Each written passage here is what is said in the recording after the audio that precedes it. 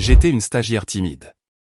J'ai vu un homme âgé sourd être ignoré dans notre hall d'entrée, alors je l'ai salué en langue des signes. Je n'avais aucune idée que le PDG regardait. Ou qui était cet homme? Je n'étais qu'une stagiaire timide qui faisait des photocopies et allait chercher le café quand j'ai vu un homme âgé, seul au milieu de notre hall d'entreprise animé, clairement frustré alors que les gens passaient devant lui sans lui jeter un second regard. Quand j'ai réalisé qu'il était sourd et qu'il essayait de communiquer, je me suis approché de lui et j'ai signé un simple « Bonjour, puis-je vous aider ?» Je n'avais aucune idée que le PDG de l'entreprise observait la scène depuis la mezzanine. Avant de nous plonger dans l'histoire, je suis curieuse.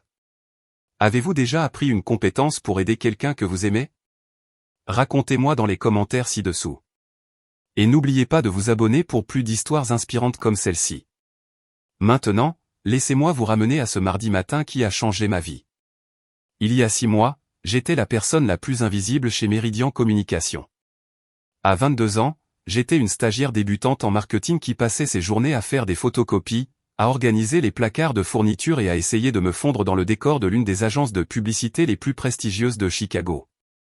J'étais le genre de personne qui déjeunait seule à son bureau, qui prenait les escaliers au lieu de l'ascenseur pour éviter les petites conversations, et qui n'avait jamais pris la parole en réunion. Pas une seule fois. Je n'avais pas toujours été comme ça. Au lycée, j'étais confiante, extravertie, même populaire. Mais l'université avait été une série de petits échecs et de rejets qui avaient lentement érodé ma confiance en moi. Au moment où j'ai obtenu mon diplôme en communication, j'avais l'impression d'être l'ombre de moi-même. Le stage chez Meridian était censé être mon nouveau départ, ma chance de faire mes preuves dans le monde réel. Au lieu de ça, c'était devenu un autre endroit où je me sentais petite et insignifiante. La seule chose qui donnait un vrai sens à ma vie était mon petit frère, Danny. Il avait 8 ans et était né sourd. Alors que nos parents avaient eu du mal à apprendre la langue des signes, je m'y étais plongé avec une passion qui avait surpris tout le monde, y compris moi-même.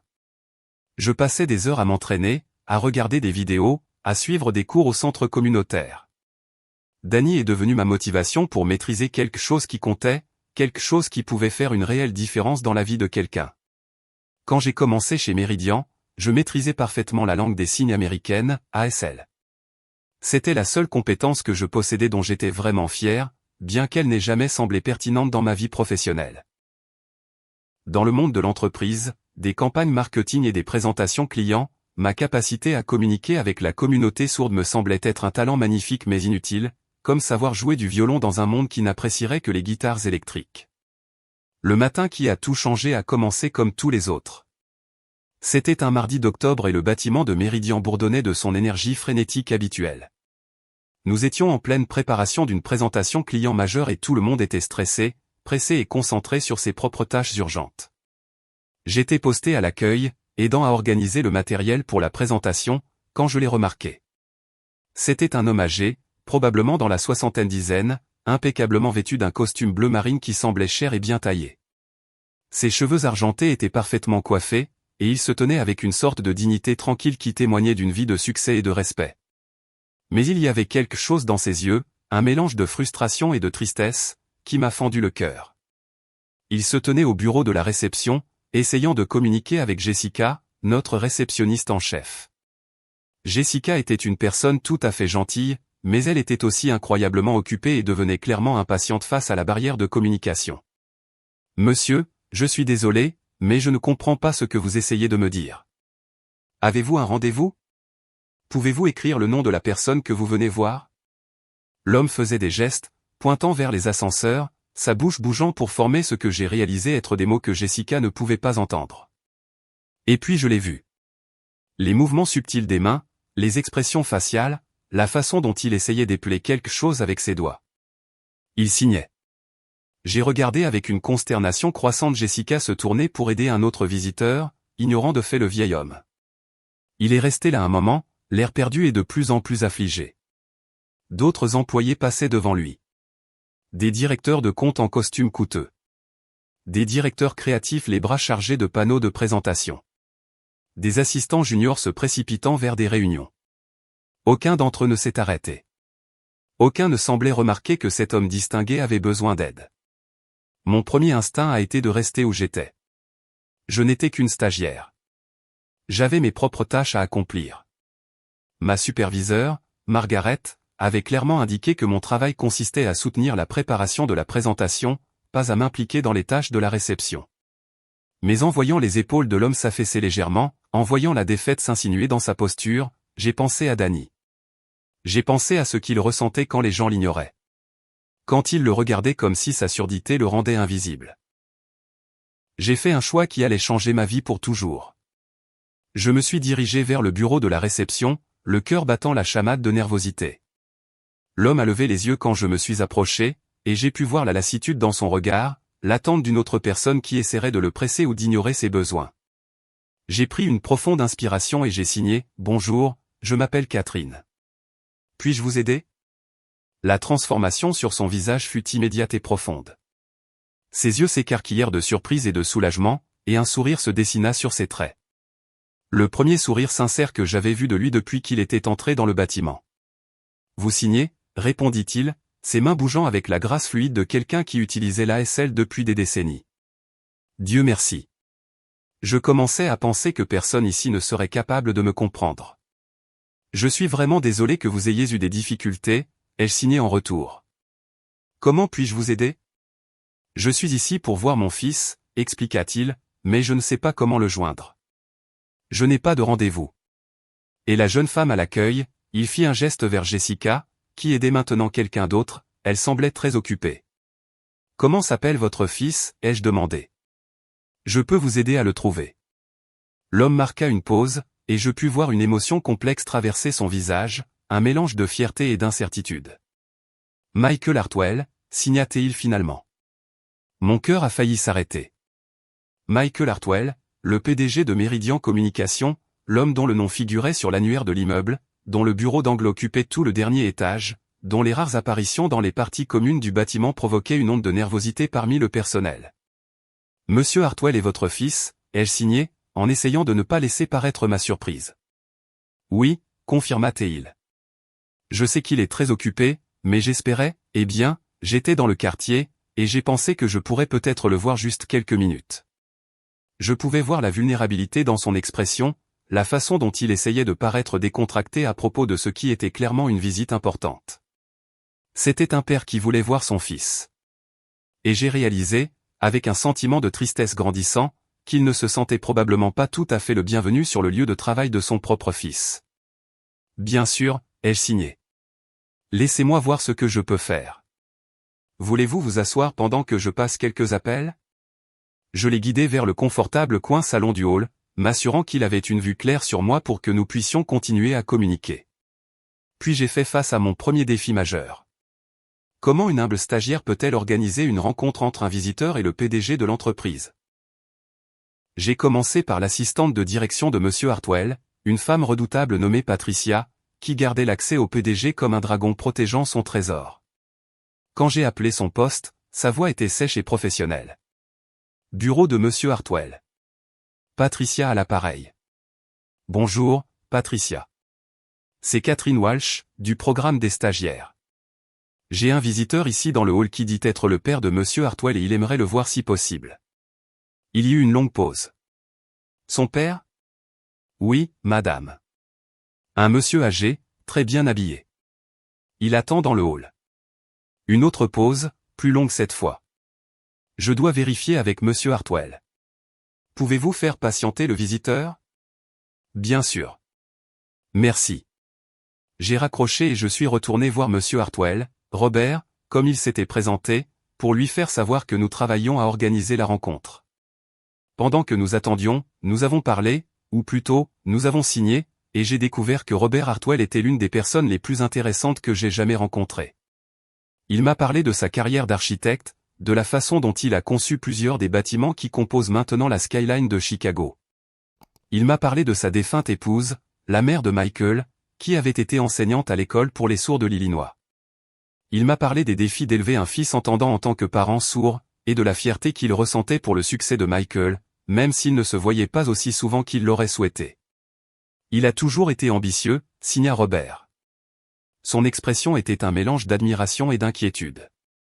Même enfant, il voulait faire ses preuves, montrer au monde qu'avoir un père sourd ne le freinait pas. Je suis fier de ce qu'il a accompli, mais parfois je crains qu'il ait oublié comment ralentir, comment simplement être. Pendant que nous parlions, je prenais de plus en plus conscience que nous attirions l'attention. D'autres employés jetaient des regards dans notre direction, certains avec curiosité, d'autres avec ce qui ressemblait à de l'agacement. Je pouvais voir Jessica à la réception répondre à des questions sur la raison pour laquelle une conversation en langue des signes se déroulait dans le hall. 20 minutes passèrent, puis 30. Patricia rappela pour dire que M. Hartwell était en réunion successive et ne serait pas disponible avant au moins 1 heure. Je pouvais voir la déception dans ses yeux, bien qu'il ait essayé de la cacher.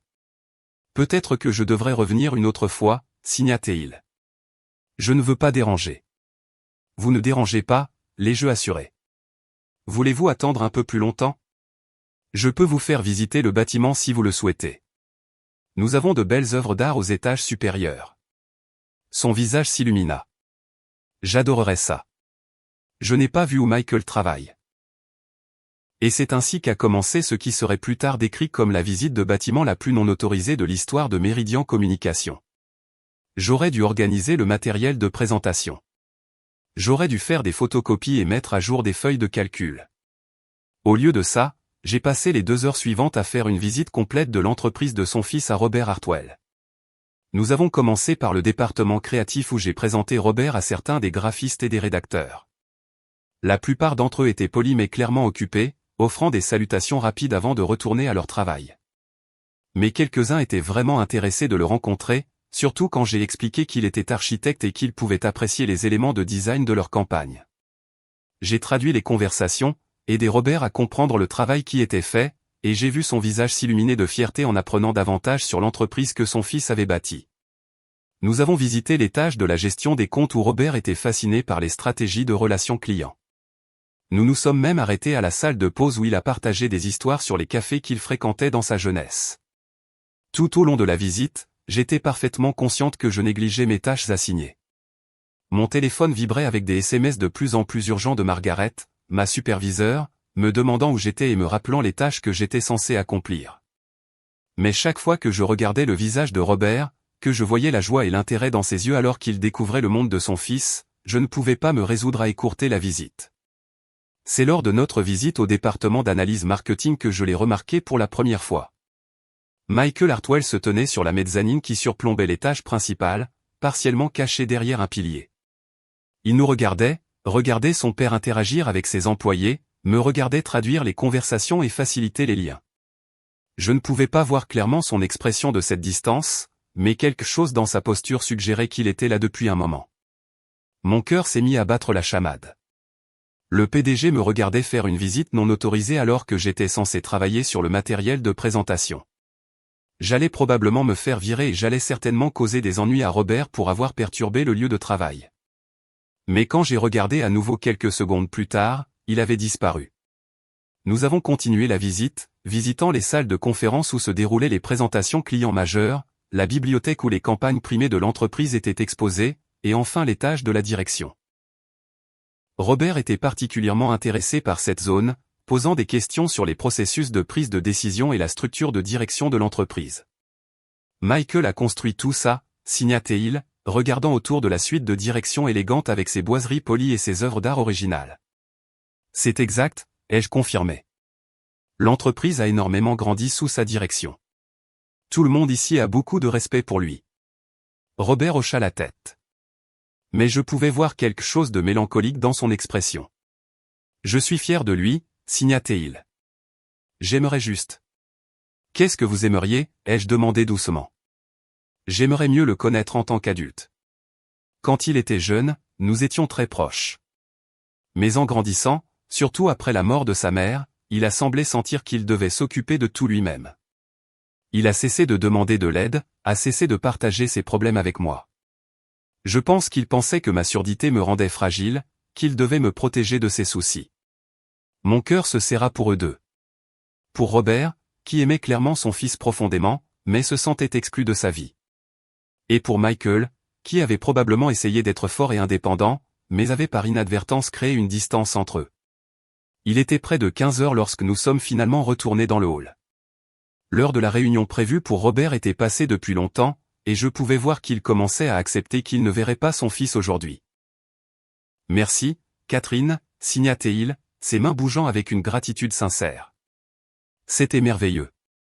J'ai l'impression de beaucoup mieux comprendre le monde de Michael maintenant, et j'ai apprécié de faire votre connaissance. Vous me rappelez ma défunte épouse. Elle avait le même cœur bon, la même façon de faire en sorte que les gens se sentent vus et valorisés. Ce fut un plaisir, ai-je signé en retour. Et je le pensais. Malgré l'anxiété que je ressentais d'avoir négligé mes obligations professionnelles, l'après-midi avait été l'un des plus significatifs que j'ai vécu depuis mon arrivée chez Meridian. Alors que Robert se préparait à partir, j'ai vu Margaret s'approcher de l'autre côté du hall. Le visage de ma superviseure était un masque de colère à peine contenu, et je savais que j'allais devoir faire face aux conséquences de mes choix. « Catherine, dit Margaret, sa voix assez tranchante pour couper du verre. Je dois vous parler, maintenant. » Je me suis tourné vers Robert pour lui expliquer que je devais y aller, mais avant que je puisse signer quoi que ce soit, une voix derrière moi dit, « En fait, Margaret, c'est moi qui dois d'abord parler à mademoiselle Walsh. » Je me suis retourné et me suis retrouvé face à face avec Michael Hartwell lui-même.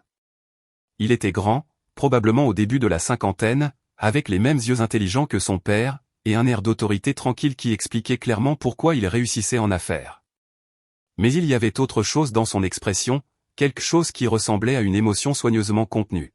« Monsieur Hartwell » balbutia Margaret, clairement aussi surprise que moi. J'allais justement discuter de l'absence de mademoiselle Walsh de ses tâches assignées aujourd'hui. Elle était censée aider mon père, dit Michael calmement, ses yeux ne quittant jamais mon visage, ce qu'elle a fait à merveille, d'après ce que j'ai observé. Le hall sembla devenir silencieux autour de nous. La bouche de Margaret s'ouvrit et se ferma sans un son.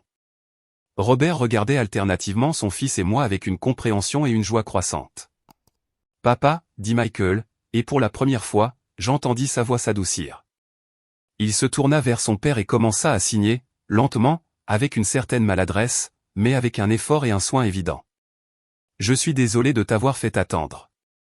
Je ne savais pas que tu étais là avant. » Il marqua une pause, me regardant, puis continua à signer, avant de te voir avec Catherine. « Je vous ai observés tous les deux pendant la dernière heure. Je ne t'ai pas vu aussi heureux depuis des années. » Le visage de Robert rayonnait de joie et de surprise. « Tu as appris à signer ? » J'ai essayé, admit Michael, ses mains bougeant avec plus d'assurance maintenant. J'aurais dû le faire il y a des années. J'aurais dû faire plus d'efforts pour communiquer avec toi dans ta langue au lieu de toujours attendre que tu t'adaptes à la mienne. Père et fils s'étreignirent alors, là, au milieu du hall animé, et je sentis des larmes me monter aux yeux. Autour de nous, l'agitation habituelle du bureau avait ralenti, les gens s'arrêtant pour assister à cette réunion inattendue. Quand ils se séparèrent, Michael se tourna de nouveau vers moi.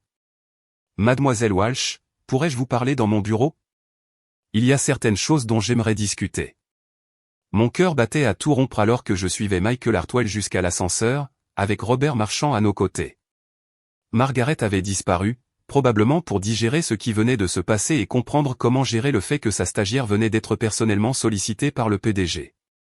L'ascenseur de la direction était silencieux, à l'exception du doux bourdonnement des machines. Je n'arrêtais pas de jeter des regards à Robert, qui était pratiquement rayonnant de bonheur, et à Michael, dont l'expression était illisible mais intense. Le bureau de Michael était tout ce que j'avais imaginé et plus encore. Des fenêtres du sol au plafond avec une vue à couper le souffle sur la skyline de Chicago, des meubles élégants qui coûtaient probablement plus que mon salaire annuel, et des murs tapissés de prix et de photographies documentant le succès de l'entreprise. Mais ce qui m'a le plus frappé, c'est à quel point il semblait impersonnel, à quel point peu de Michael lui-même était visible dans cet espace. « Asseyez-vous, s'il vous plaît, dit Michael, en désignant les chaises devant son bureau. Robert et moi nous sommes assis et Michael a pris la chaise à côté de son père plutôt que derrière son bureau. Un petit geste qui a en quelque sorte rendu la conversation plus personnelle. « Mademoiselle Walsh, commença Michael, je vous dois des excuses et une explication. » Je le regardais, confuse.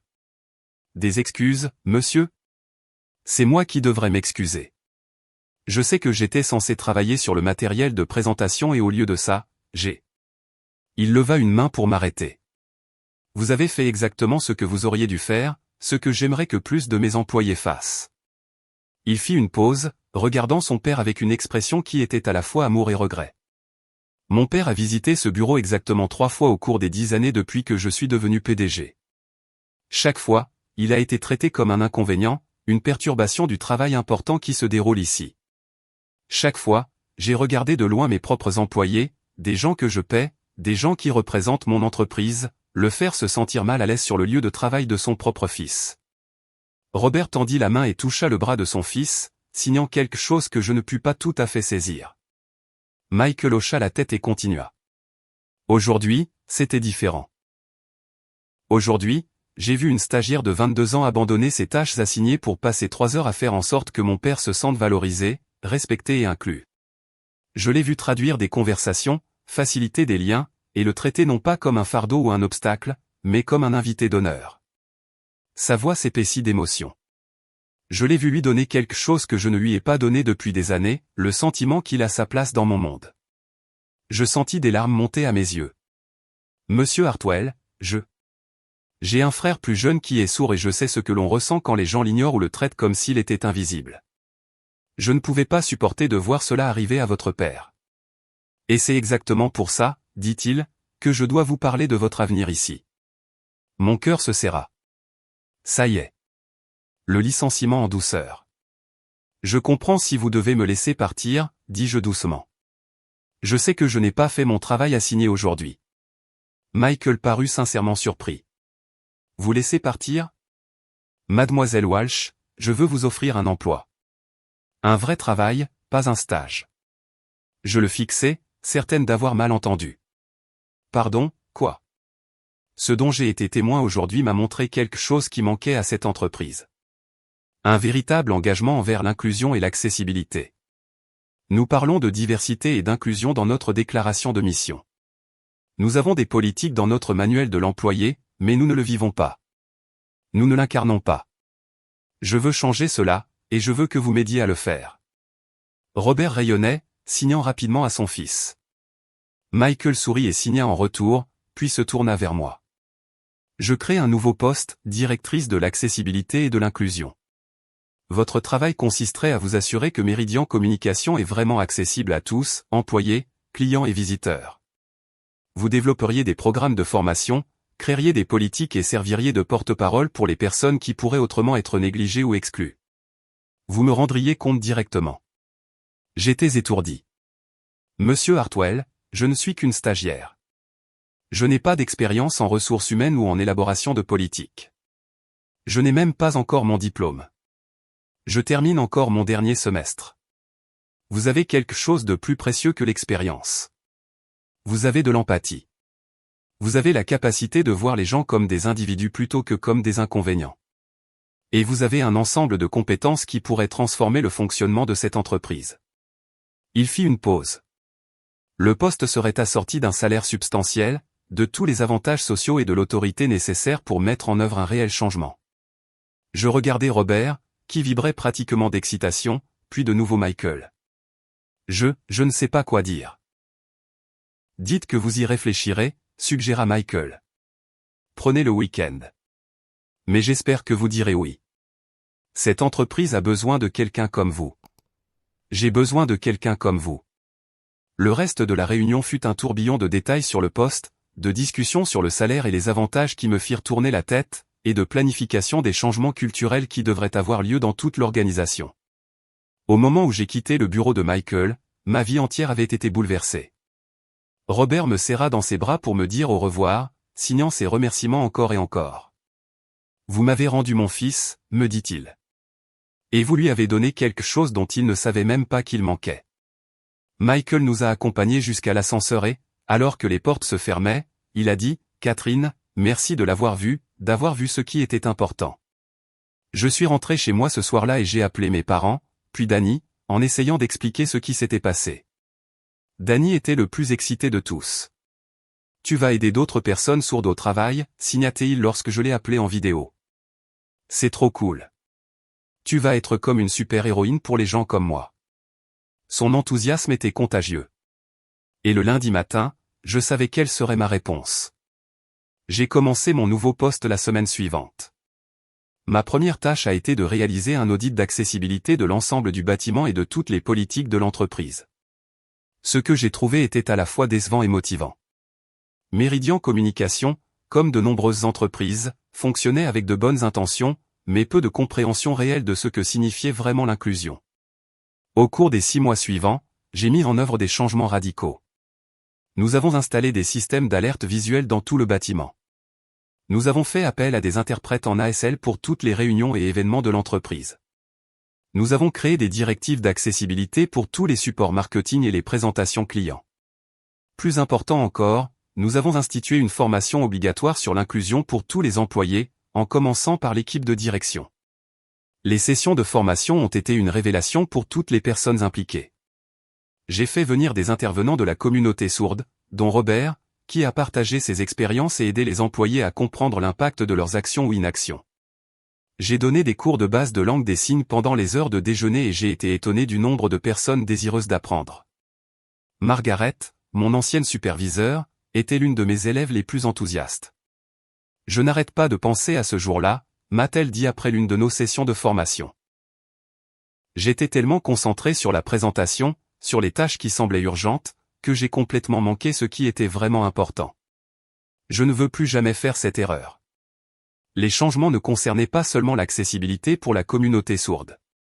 Nous avons étendu nos efforts pour inclure des aménagements pour les employés et les visiteurs ayant des difficultés de mobilité, des déficiences visuelles et d'autres handicaps. Nous nous sommes associés à des organisations locales pour nous assurer que nos pratiques d'embauche étaient véritablement inclusives. Nous avons même repensé notre site web et nos supports marketing pour les rendre plus accessibles. Mais le changement le plus significatif a été culturel. L'entreprise qui s'était autrefois concentrée uniquement sur l'efficacité et la productivité a commencé à valoriser l'empathie et l'inclusion comme des principes fondamentaux de son activité. Les employés ont commencé à veiller les uns sur les autres comme jamais auparavant. Le hall qui avait été un lieu où les visiteurs comme Robert étaient ignorés est devenu un espace accueillant où tout le monde était traité avec dignité et respect. 6 mois après ce mardi qui a changé ma vie, Meridian Communication a remporté un prix national pour l'inclusion en milieu de travail. Lors de la cérémonie, Michael m'a demandé d'accepter le prix au nom de l'entreprise. Cette reconnaissance revient à tous ceux chez Meridian qui ont embrassé le changement et ont choisi de voir l'inclusion non pas comme un fardeau mais comme une opportunité de devenir meilleur, ai-je dit dans mon discours de remerciement. Mais surtout, elle revient à un homme sage qui m'a appris que la compétence professionnelle la plus importante n'est pas de savoir comment conclure une affaire ou gérer un budget. C'est de savoir voir l'humanité en chaque personne que l'on rencontre. Dans le public, Robert rayonnait de fierté, applaudissant en signant. À côté de lui, Michael souriait aussi, et je pouvais voir que la relation entre le père et le fils avait été transformée. Ils déjeunaient ensemble tous les vendredis maintenant, et Michael était devenu suffisamment à l'aise en ASL pour avoir de vraies conversations avec son père sur tout, de la stratégie d'entreprise aux souvenirs de famille.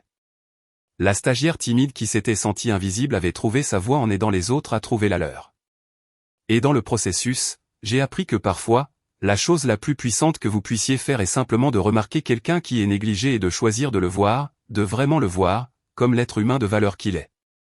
Mon petit frère Danny visitait régulièrement le bureau maintenant, et le voir interagir avec confiance avec des employés qui avaient appris à signer juste pour lui ne manquait jamais de m'émouvoir.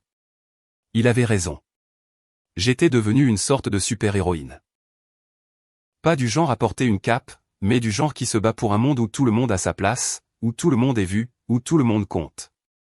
Le plus beau, c'est que tout avait commencé par un simple bonjour signé à un homme seul dans un hall animé. Parfois, les plus petits gestes créent les plus grands changements. Parfois, il suffit d'une seule personne prête à s'arrêter, à remarquer, à se soucier.